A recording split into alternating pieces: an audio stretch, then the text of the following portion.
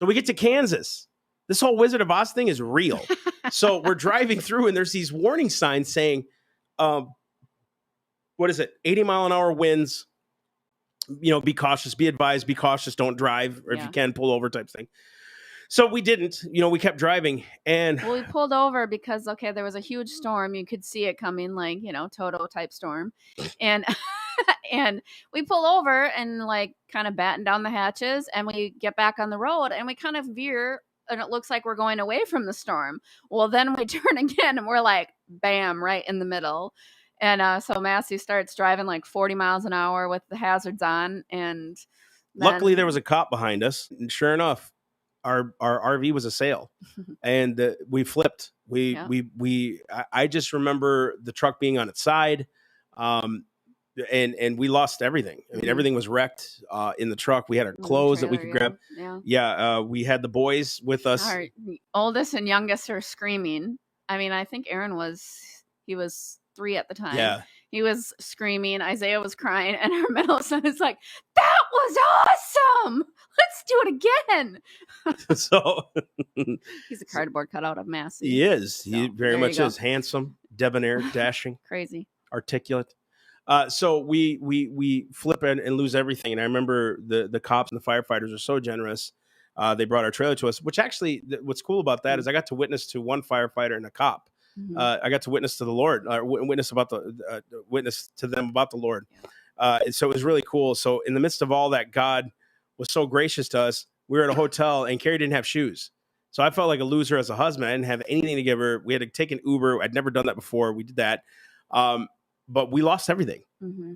And I remember calling my mother and she told me this. She said, maybe you should go home and rethink your ministry. Maybe you should go home and really rethink why you're doing this. And I just remember, I don't know what came over me, but because when you're Hispanic, you don't talk back to your mom, no matter how old you are. You just don't do that because she'll whoop you. So even when you're 50.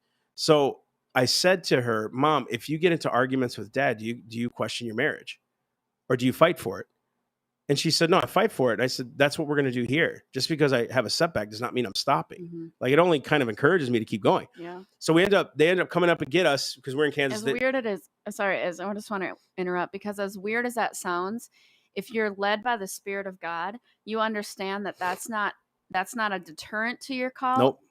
It's a confirmation of your call. Like the attack of the enemy, and everyone talks about like what the devil's doing and he's behind every doorknob. That doesn't scare us. That's a confirmation to what we are called to do. Totally. So. And I think, so they come up to get us. They're in Texas. So they drive up to get us. We drive back to their house for like a week and a half or something. To be there anyways for a week. Yeah, but we had to cancel a couple of events. Yeah. So I remember we're there and I'm reading through James. Count it all joy when you fall through various trials. And God's really ministering to me through it.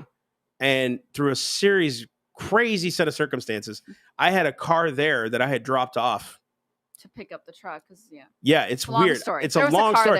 There's a car there for us, which is a hoopty. This thing does not run well, right?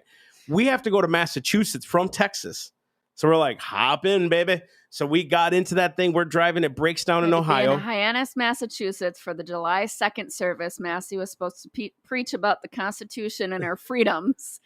July 2nd, and so we're on our way. It breaks down in Ohio. We had to stay in a hotel. We got in. We're in Massachusetts at this point. It took a day and a half or something like that. Took a hot minute. So we're getting there and it will not go past 50 miles an hour. This car is so bad, it will not drive past 50 miles an hour. So then I'm going downhill and this thing's racing, right? I'm like, well, I'm mad. I'm just, you guys ever see the Incredibles, the big dad in that short car? I'm like this, I'm all mad and ornery. And Carrie looks at me and what did she say? I said, well, it drives down night. I can't even. She goes, it drives nice downhill. Yes. And, so needless to say, again, we got like 2 hours of sleep, I think, that night. We show up at the church. Our car is leaking oil like crazy. I feel like an idiot. We show up. There's 20 people in this church.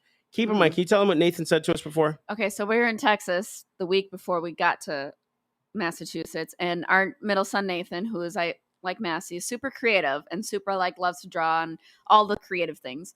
And so he drew something on a piece of paper, and it was the number 10,000.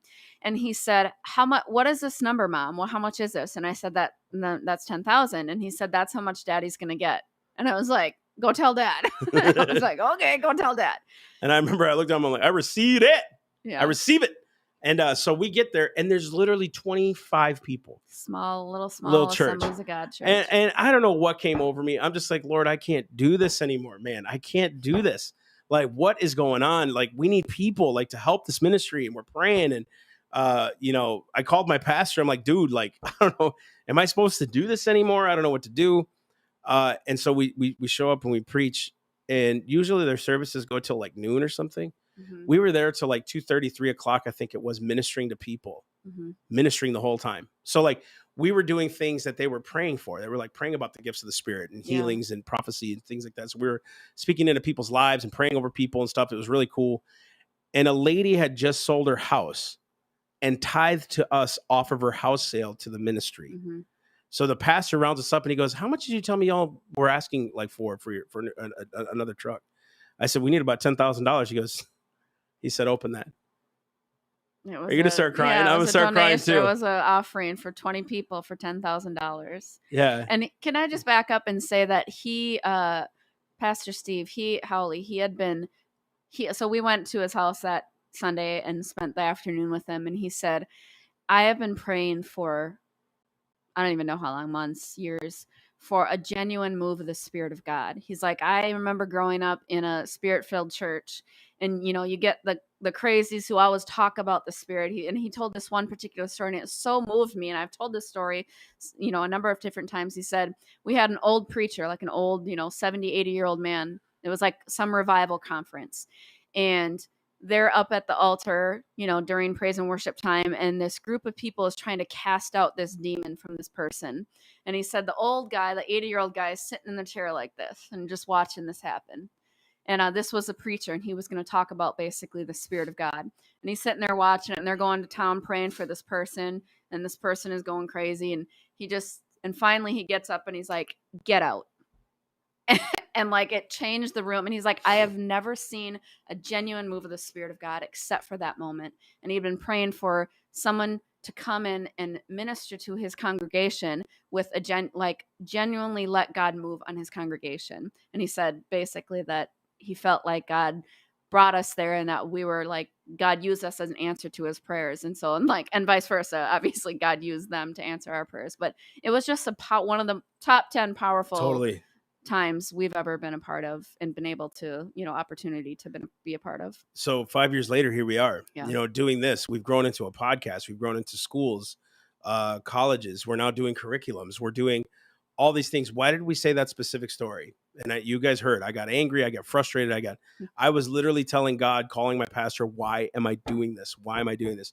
Because he will not use those that are perfect. He won't, because those perfect people, when they do it their way, they get the glory. I'm telling you that God gets the glory every single time you submit to him. I don't care how mad you get. I don't care how frustrated you get. I don't care what goes on. I don't care if you think you're defeated. You are not defeated when God has called you to it.